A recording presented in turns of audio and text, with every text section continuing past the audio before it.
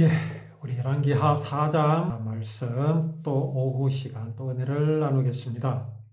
자, 여인이 그 죽은 아들을 엘리사가 머물고 쉬는 그 방에 엘리사의 침대 위에 뉘어놓고 문을 닫아버렸습니다. 그리고 남편에게 엘리사에게 다녀오겠습니다. 남편은 뭐라고 말합니까? 뭐 그렇게 가느냐? 결국 가지 말라는 얘기죠. 그러자 여인이 남편에게 뭐라고 말합니까? 평안을 빌 뿐이다.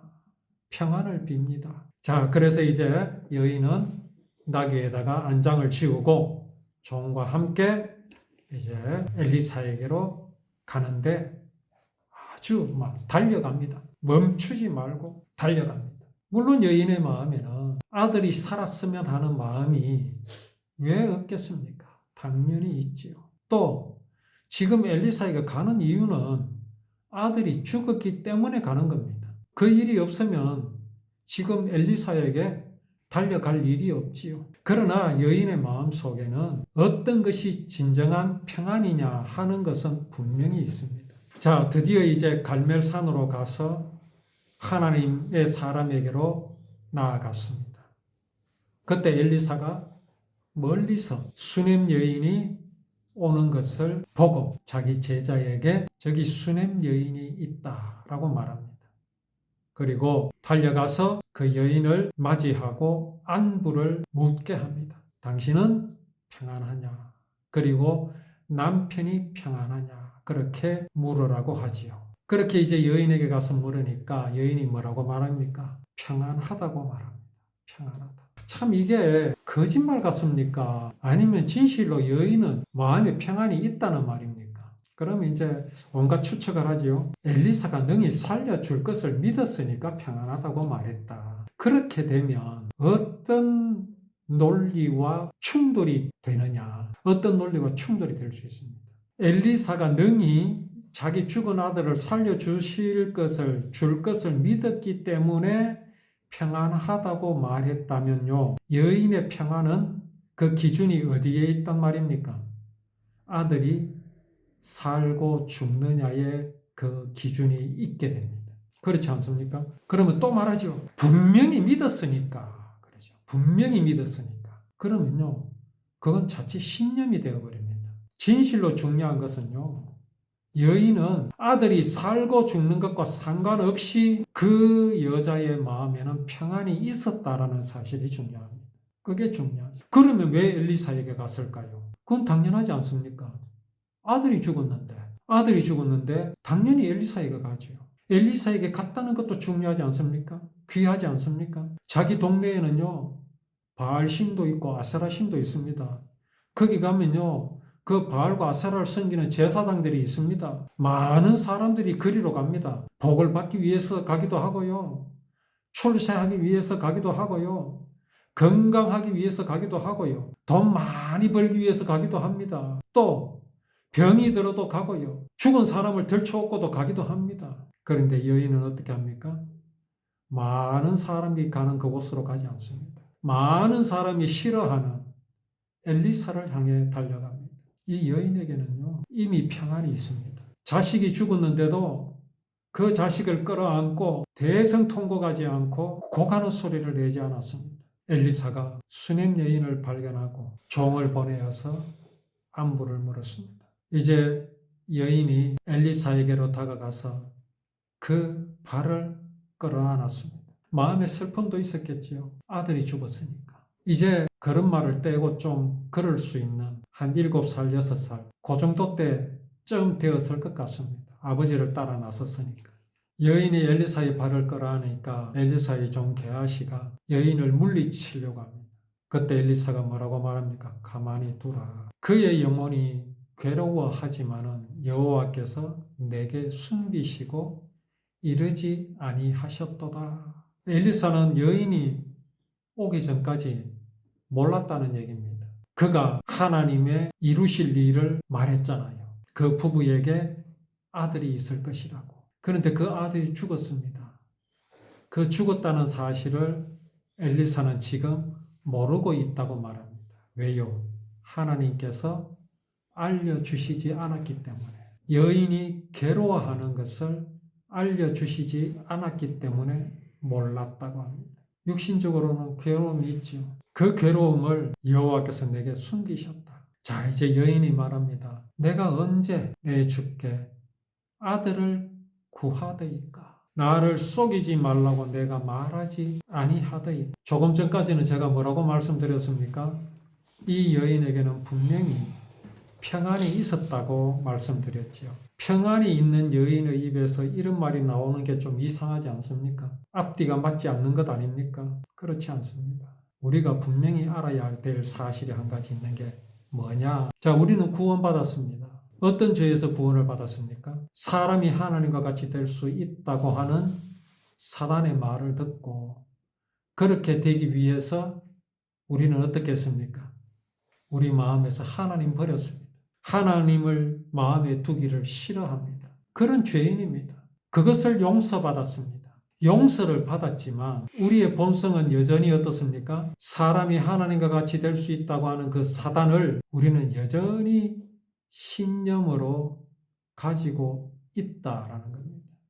이게 우리 인간의 본성입니다. 나의 본성입니다.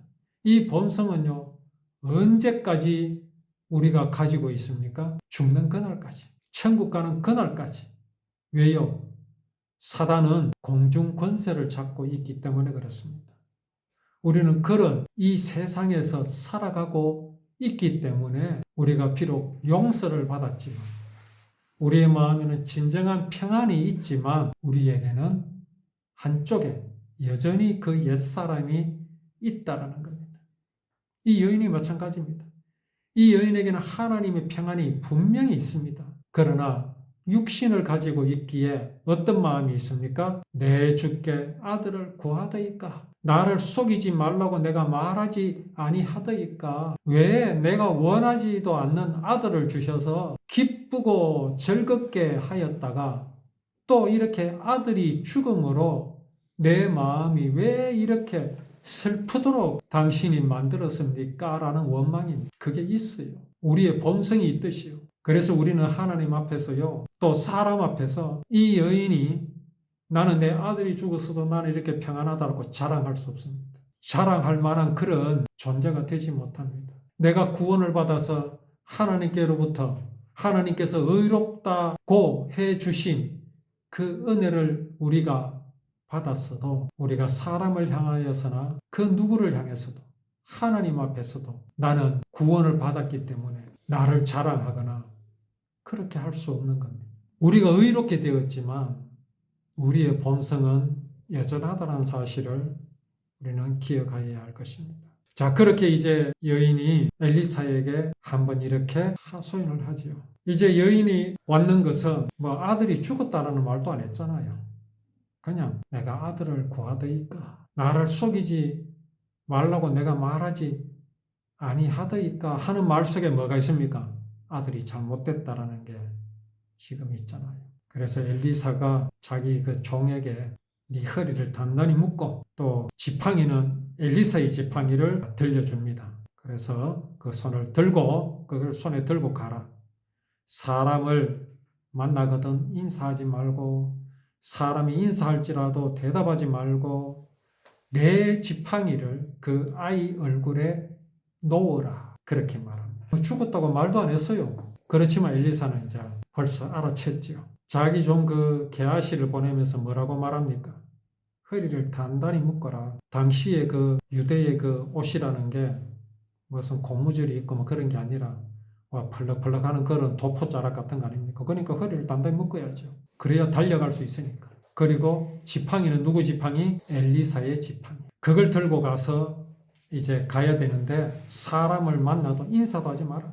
받지도 말고 인사를 받아야 하고 또 인사도 해야 되는 게 맞잖아요. 그런데 왜 하지 말라고 하시죠? 여러 소리를 듣게 되잖아요. 동네에 그 집에서 아들이 죽었지만은 곡소리도 나지 않고 조용하기는 합니다만은 이미 그 집에 아들이 죽었다는 소식은 온 동네에 퍼졌을 거 아닙니까? 그런데 엘리사의 종이 그 집으로 가는데 누구라도 만나면 묻지 않겠습니까? 도대체 어떻게 된 것이냐. 그거 만나지 마라. 이 믿음이란 게요, 참 예민합니다. 예민할 수밖에 없는 게 아까도 말씀드렸지만 우리의 본성은 여전히 불신앙이기 때문에 그렇습니다. 그리고 우리의 마음은요, 불신앙에 익숙합니다.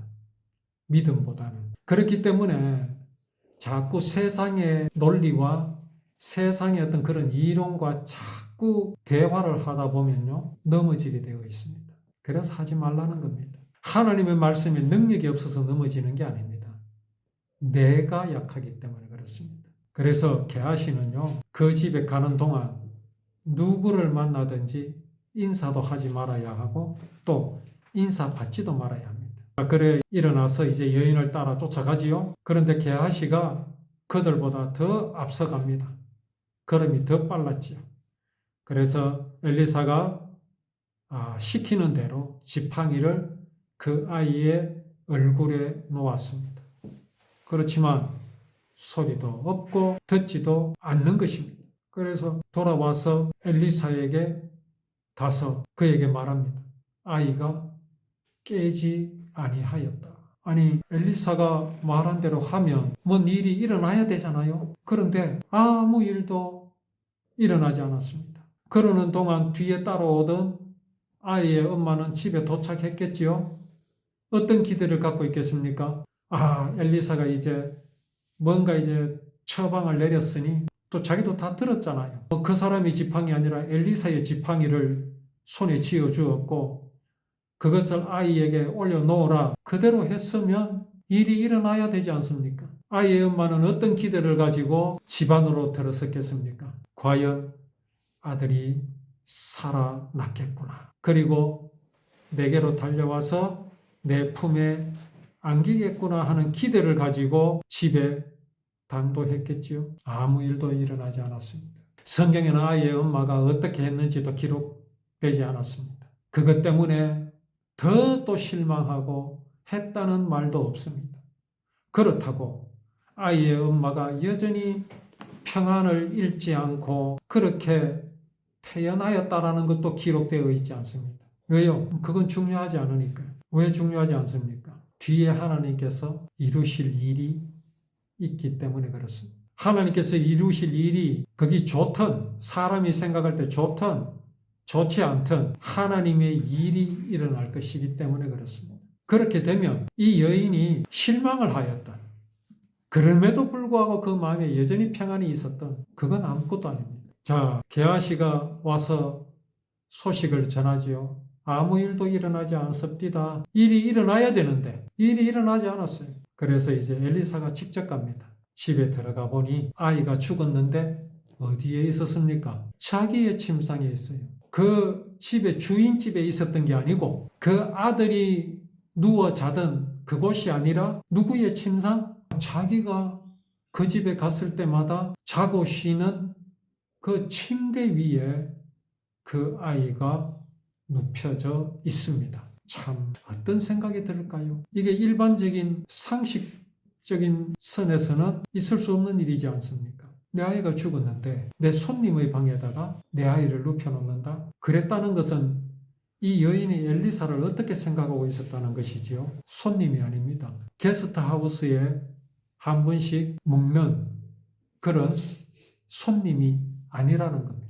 내 죽은 아들을 능히 어떻게 할 수 있는 그분이라는 것을 이 여인은 그 마음속에 생각하고 있다라는 그것이 이제 엘리사는 이 여인의 집에 또 어떤 하나님의 일을 보여주실 것인지 우리가 또 다음 주에 말씀을 나누도록 하겠습니다.